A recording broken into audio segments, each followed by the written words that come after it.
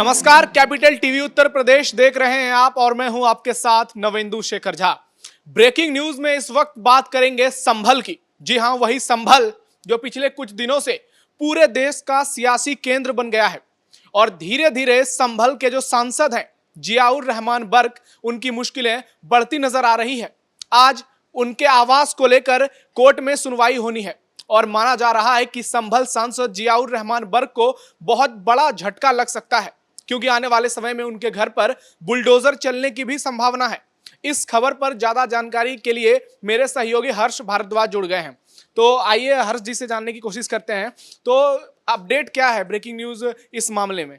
देखिए, क्योंकि जिस तरीके से आपने भी बताया कि कोर्ट में सुनवाई होनी है और सपा सांसद जियाउर रहमान बर्क फंस सकते हैं और उनके घर पर बुलडोजर भी चल सकता है, क्योंकि हमने देखा था कि एसडीएम वंदना मिश्रा की तरफ से एक सर्वे कराया गया था और सर्वे में पाया गया है कि जो उनका निर्माण है वो विनिर्माण करा रहे थे अपने घर को, जो संभल से कुछ ही दूर, संभल की शाही जामा मस्जिद से कुछ ही दूरी पर है। वो कहा जा रहा है कि अवैध तरीके से बना हुआ है। पूरा हिस्सा नहीं, लेकिन आधा हिस्सा जरूर है।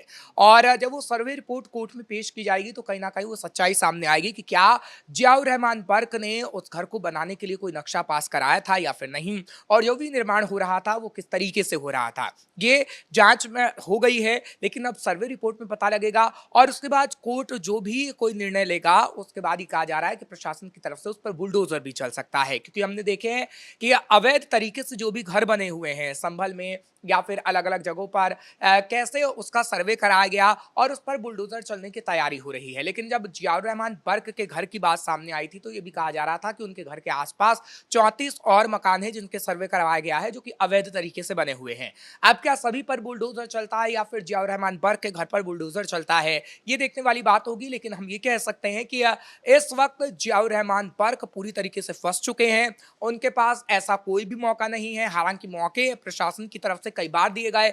एसडीएम की तरफ से दिसंबर से लेकर अप्रैल तक, आखिरी अप्रैल 1 तारीख तक उन्हें तारीख दी गई कि आप अपने घर के कुछ सबूत हमें दिखाइए। अगर नक्शा पास आपने कराया है तो आप हमें दीजिए, उसके बाद हम कोई कार्रवाई नहीं करेंगे, क्योंकि अगर हमारे पास सबूत आ जाएगा तो उस पर कार्रवाई क्यों होगी, हमें क्यों कोर्ट के अंदर ऐसे सर्वे को पेश करना पड़ेगा। लेकिन जियाउर रहमान बर्क की तरफ से कोई भी कोर्ट में अब कोई सबूत नहीं दिया जाएगा। हालांकि वो पेश जरूर होंगे और इससे पहले भी एसडीएम के पास कोई सबूत नहीं दिया गया, तो पूरी तरीके से वो फंस चुके हैं। हालांकि जब उनसे सवाल किया गया, संसद के बाहर उनसे सवाल किया गया कि आपका जो घर है उसको लेकर कार्रवाई की जा सकती है, तो उन्होंने कहा कि ये बीजेपी बदले की भावना से करवा रही है। हालांकि सबूत के मामले पर उन्होंने कोई भी जवाब नहीं दिया। जब मीडिया कर्मी ने पूछा कि अगर आपके पास सबूत हैं उस मकान के तो आपने अब तक एसडीएम को क्यों नहीं दिए, तो उनकी तरफ से कोई जवाब नहीं आया और वो सीधे चले गए। लेकिन हाँ, एक बात उन्होंने जरूर कही और वो बीजेपी पर कटाक्ष करते हुए कही कि मुसलमानों को परेशान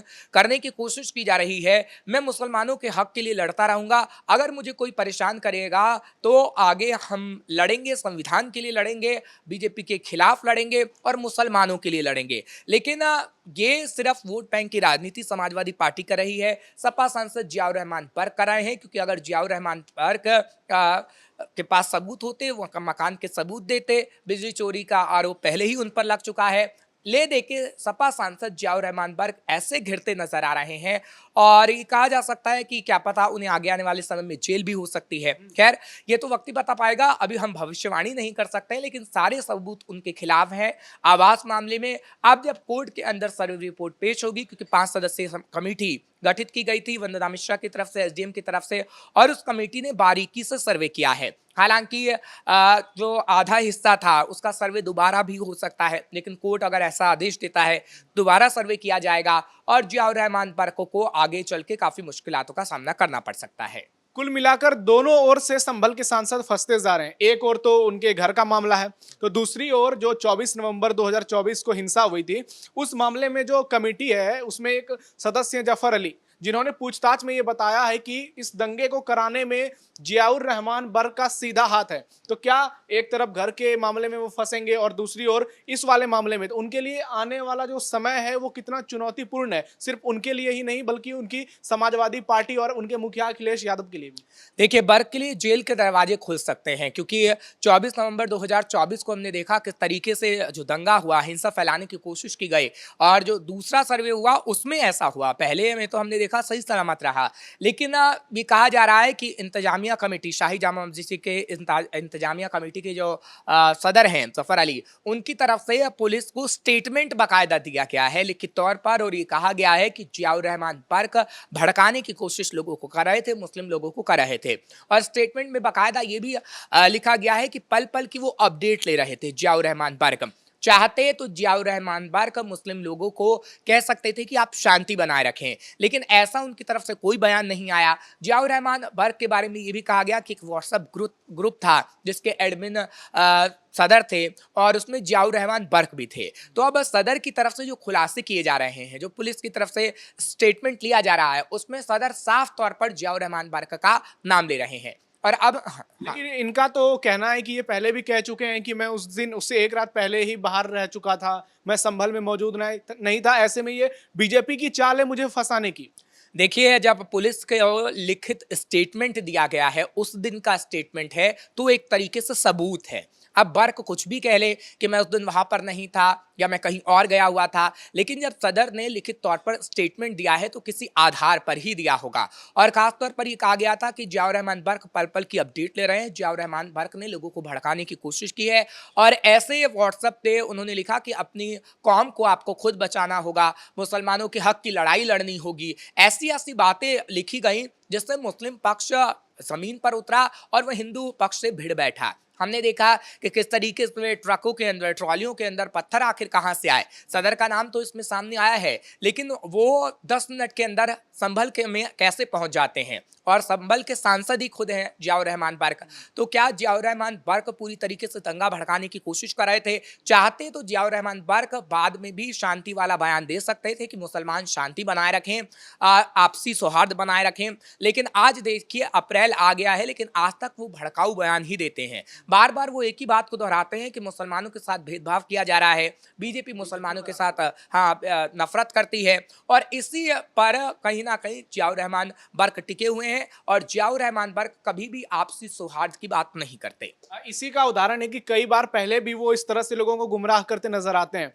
आज से कुछ महीने पहले की बात करें तो जियाउर रहमान बर्क का एक वीडियो जमकर वायरल हुआ था। उसमें वो कहते नजर आ रहे थे कि आईएएस और आईपीएस अधिकारियों के बारे में कि जब हमारी सरकार आएगी तो चुन चुन कर हिसाब लिया जाएगा, ट्रांसफर पोस्टिंग पर भी सवाल उठा रहे थे। तो क्या लोकतंत्र में ऐसे जो नेता हैं जो जनता को भड़का रहे हैं, वक्फ की बात कर लें या इससे पहले तमाम मसले हैं जिस पर जियाउर रहमान बर्क या ऐसे और भी सांसद या नेता हैं जो लोगों को बहकाते हैं, गुमराह करने की कोशिश करते हैं, तो क्या यूपी में योगी के राज में, कानून का राज कहा जाता है, ऐसे सांसदों को या ऐसे लोगों के लिए कानून कोई ऐसा ठोस एक्शन लेगी कि आने वाले समय में इनसे दूसरे जो लोग हैं भड़काने वाले वो सीख लें? हाँ, बिल्कुल ऐसा हो सकता है क्योंकि योगी लगातार जीरो टॉलरेंस की बात करते हैं।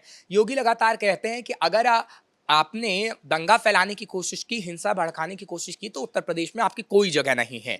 और सपा सांसद जियाउर रहमान बर्क सिर्फ अखिलेश यादव के पीछे हमेशा रहते हैं, अखिलेश यादव की बात करते हैं, इसलिए शायद वो लाइमलाइट में रहने की भी कोशिश करते हैं, क्योंकि वो उनके आप दादा को देख लीजिए, शफीकुर रहमान बर्क को, किस तरीके से वो भी यही काम करते थे।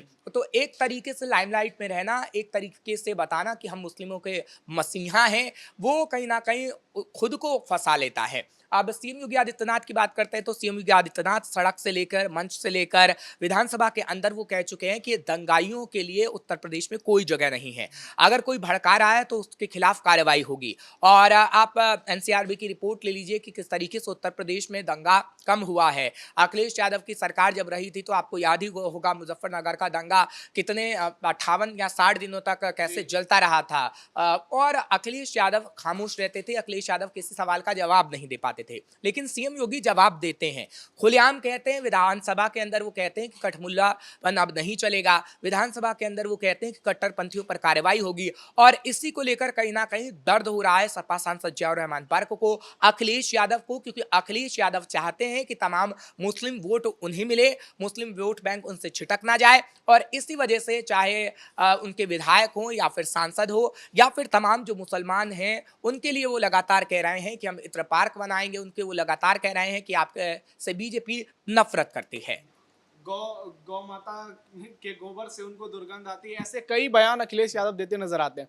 वहीं संभल की बात करें तो कल ही शाम में संभल में हिंदू पक्ष के कुछ लोग गए थे आरती करने के लिए। उनका कहना था कि जब मस्जिद में लोग नमाज अदा करते हैं तो हम आरती पूजा क्यों नहीं कर सकते, तो पुलिस ने उन्हें रोक दिया और वहां से हटा दिया, जिसको लेकर भी विवाद खूब हो रहा है। सोशल मीडिया पर लोग अपनी प्रतिक्रिया दे रहे हैं। तो इस पर आपका क्या कहना है? ये जो पुलिस का एक्शन है, उनका पुलिस ने साफ तौर पर वहां मौजूद हिंदू पक्ष के लोगों से ये मना कर दिया।